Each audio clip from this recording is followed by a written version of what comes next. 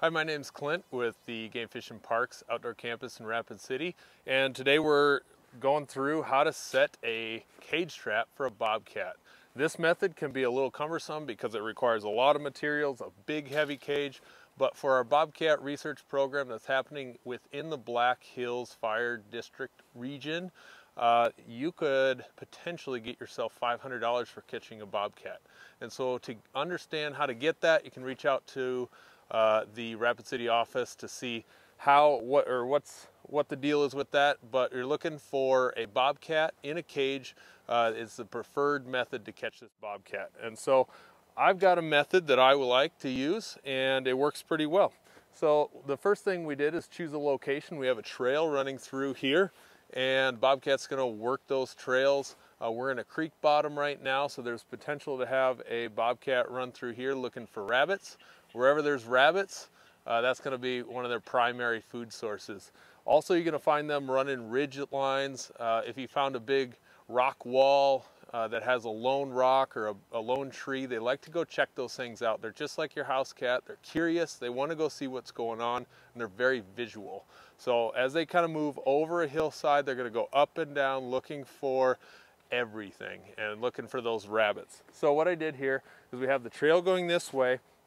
I want my trap at an angle here so that as a cat comes down this trail, he's looking directly inside my cage. So what I did was I scratched out the ground there with a hammer just to get the trap set. Other tools that I needed were some loppers. I've got my bait bag here with all my urines and lures and baits, and a couple of fun little things to bring them in, as well as a hunk of landscape fabric. So to bed this, I kind of run this back and forth there. We don't want any wobble in this cage whatsoever. You'll notice this cage is a little taller. Bobcats fit well in these tall, narrow cages. However, we have heard that they will go in those live traps that the state has given out in the past. So that's another option. There's two different styles of doors, multiple styles, but the main ones are going to be a guillotine style door or a hinge style door, where that's going to come out here and fall. So we're first going to get this thing baited. After you got it set, we're going to throw in our first visual attractant. And here's my little furry dude, little cheetah print with some Google eyes. And I've lost my little fake feathers, but something down in there. It's been said that bobcats can see greens, purples, and another color I can't remember off the top of my head, but so having that kind of color in there is helpful. It's kind of nice to just remove that door for now, and we're going to stick our little furry dude right there in the back. So now I've got this little thing that's hanging. You could even put little mirrors in the back, something that's hanging there as the gentle breeze moves it back and forth. It's an attractant for that animal. I've even seen little cutouts of a rabbit or a pigeon or just fake little things in the back there to attract them. Next on the back of the cage is where we're going to put our lures and baits. And I take rebar tie wire and I put a cotton ball around the end.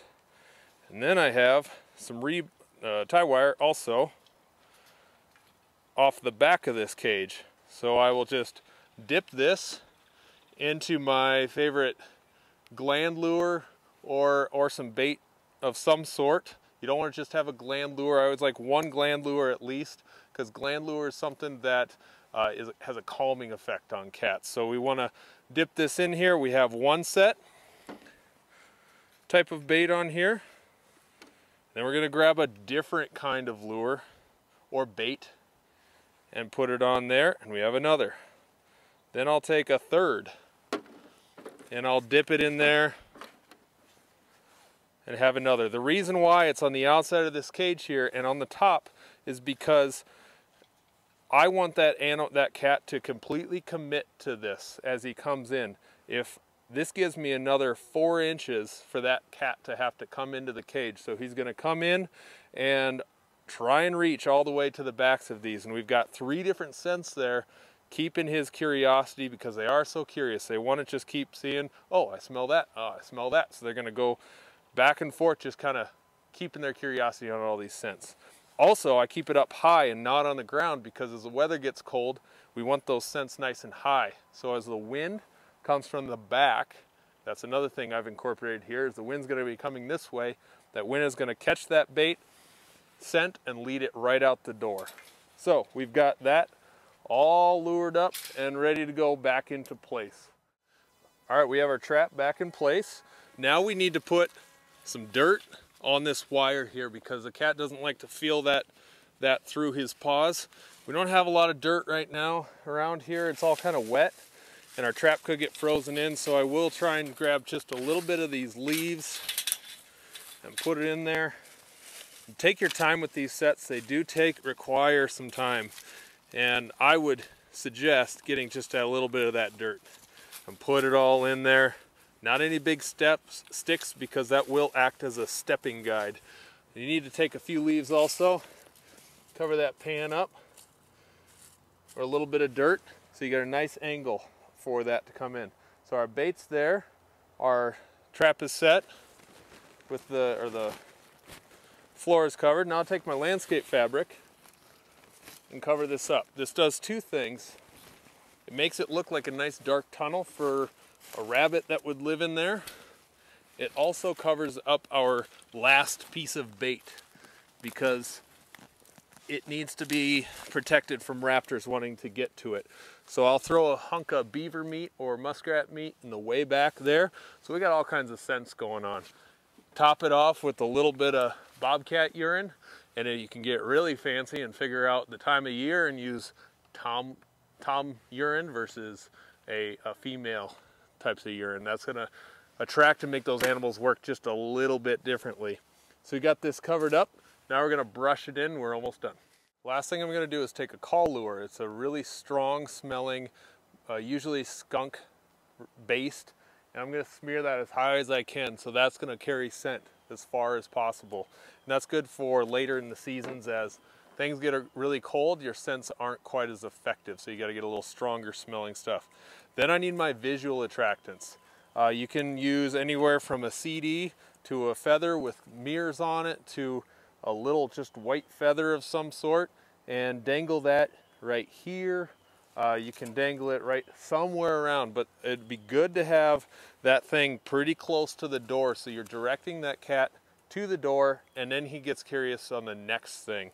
So that needs to have a swivel on it. It's really important that has to have a swivel on it, and it's free moving. So that thing, a CD, is really flashy. You can see that from half mile away pretty easy. And a feather has that natural look of a turkey on it too. So that's an option. And then with your door, as you're messing with your baits and everything, you got to be careful on touching the outside of your trap, because you have scent on your hands. You touch the door and the cat's going to just smell the door and not necessarily go in. Set your door, and if you notice, I have some orange flagging on it. So as I go and check my trap, I use my binoculars. I can see it from a long ways away, and it makes my checks a lot quicker and faster. And right there we have a bobcat set. I probably would have brushed that in just a little bit more to hide that, and you can even direct cats into it. So that's a bobcat set. And if you have any questions or comments, I know there's other ways of doing it, but this is an effective way that I've learned and been successful with it. So thanks for listening.